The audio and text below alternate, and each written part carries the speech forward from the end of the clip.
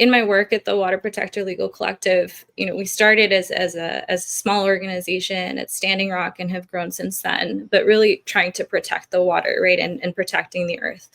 So part of the view that we bring to human rights, the human rights arena as Indigenous attorneys and human rights attorneys, is looking at climate change from a holistic perspective, right? And that has to implicate an analysis of colonialism. It has to implicate an analysis of rampant capitalism as part of the root, or as the root of today's wildfire crisis, right?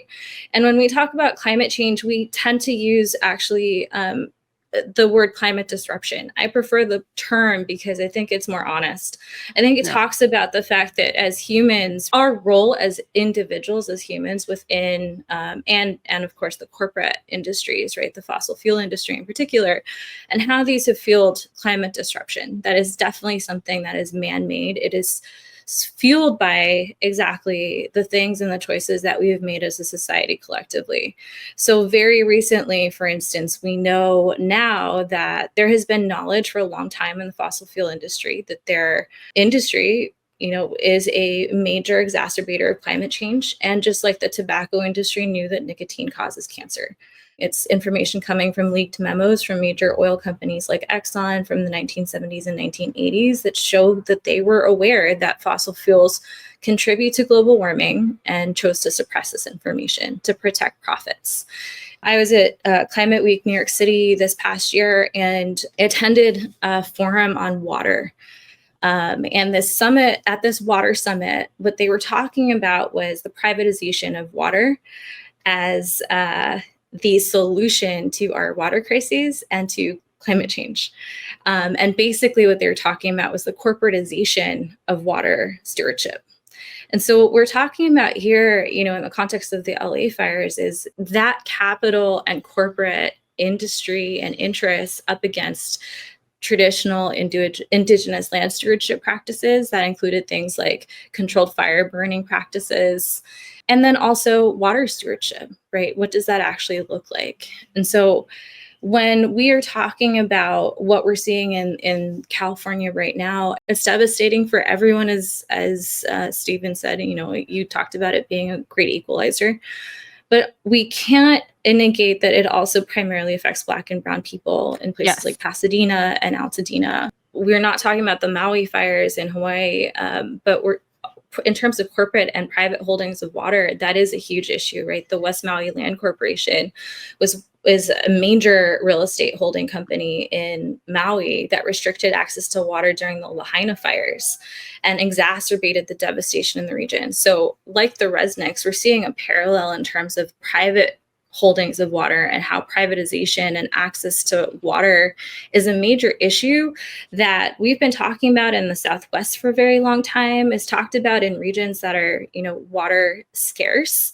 But it hasn't been a major policy point. And, I think we have to start breaking away from that again. The 1970s, when the majority of our environmental laws were brought into the fabric of the legal system in the United States, it was largely a bipartisan effort. It was both Republicans and Democrats working together across the aisle, recognizing things like, the 1960s book from Rachel Carson, Silent Spring, that things in our water are not helpful, that it's a sacred resource. Water is life, right? It's more than just the motto or this term. It's a reality. In order to actually safeguard it, we have to work across those party lines. And so at some point, climate change began and climate disruption became politicized, and it shouldn't be that. And by the way, I think that's a really important point that you just made, because I do think when you say climate change, it makes it sound like a natural process.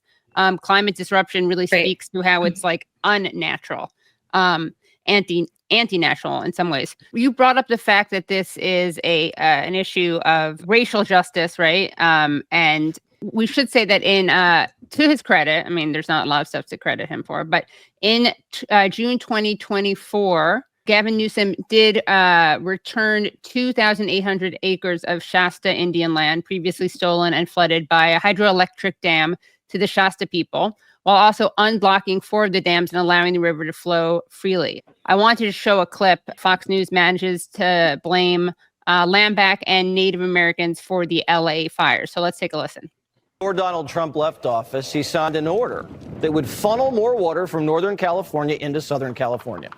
Newsome, instead of saying thank you, filed a lawsuit to stop it, saying it would kill the smelt. If you don't know what a smelt is, neither did we. It's a fish the size of your pinky. California can't get enough water to fight fires because of a stupid fish. We're saving fish instead of people. Saving smelt, big business. If anything happens to the smelt, people lose a lot of money. We're paying people to feel like heroes for protecting a fish no one eats. But it gets worse.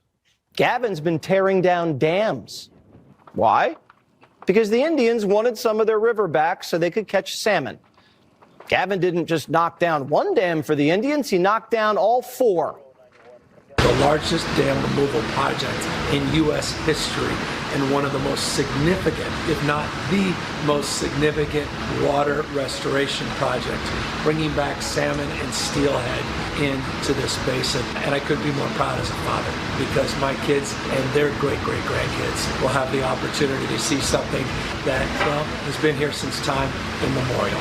And it's about damn time. Words mean nothing unless you can manifest them. You got to make something real. You got to make the words visible. We mean business. We're going to be turning this over in a very short period of time. And these dams were a go-to source for firefighters to pull water from to fight fires up north.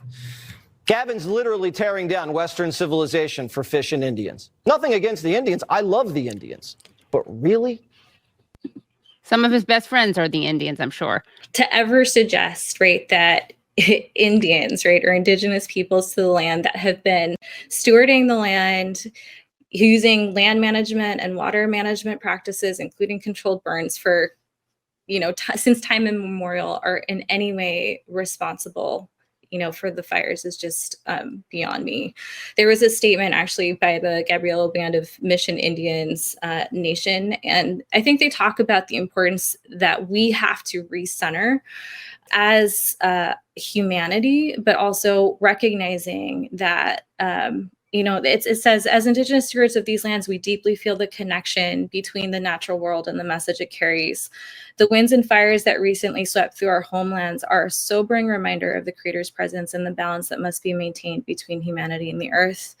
These events remind us that the earth is alive and its voice grows louder when humanity strays from its responsibility to protect, nurture, and respect life. It goes on, but says we must take this moment as a moment of reflection and a call to action to restore harmony, to honor the earth, to renew compassion for one another, and work towards a world guided by respect, peace, and unity.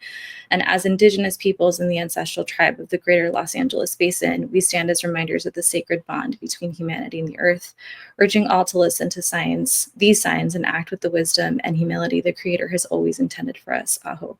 So I wanted to share that because I think there are really important Indigenous narratives and voices that are speaking out against this kind of misinformation and frankly malinformation, right, causing actual harm.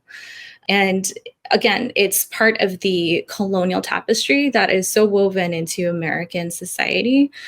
And, we haven't talked about it, but even the Tasmanian blue gum, right? It's an invasive species in California that is highly flammable, containing a high amount of oil in their leaves.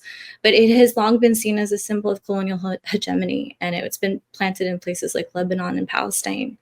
But eucalyptus symbolized that hegemony for colonial administrators who could reach, right, from the British, who could reach into outposts and bring back new plants for public approval. So this is part of that assertion of colonialism and rampant capitalism that these fires are serving on us, courtesy of the fossil fuel industry like Exxon and Chevron. Right. They're blaming precisely the wrong people, like the people who they should be focusing on as being helpful. They're portraying as the villains. And I want to ask you if you could expand on Indigenous stewardship practices and how they can actually help prevent the fires we're seeing today. Right. So traditionally in California, and this has been brought up every time there's a wildfire in California. So actually, if you Google, traditional land stewardship practices by Indigenous peoples in the California area, Several years ago, there was talk about the Yurok tribe and how they have been clearing forests and using controlled burns. But the idea of a controlled burn, which is used globally, it's not just California tribes that have been using this. This is, has been used by many, many, many indigenous peoples across the world.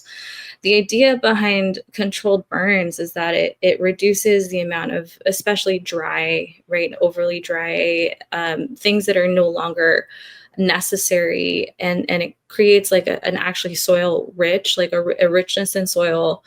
But it helps so that eventually, right, when you have a really dry season, things like wildfires don't actually start because they have already been burned off. There's been an area of land that's been cleared using those controlled fire techniques. So it's something that was traditional, but has been outlawed and banned in not just the United States, but in many, many places across the world. And it's part of that rejection, right, of traditional land stewardship practices and traditional ecological knowledge, as it's termed now, at least by the federal government and in kind of many federal policies. And I think there is a call back to reclamation of these practices, right? Because we're seeing there's a lack of knowledge of, well, what do we do, right? These are corporate caused and corporate driven issues that we are seeing, but the holistic approach, right? This universal view of looking at water as a sacred resource and also using fire as another important and also sacred part of these practices to be able to effectively manage our traditional lands across the world are really important.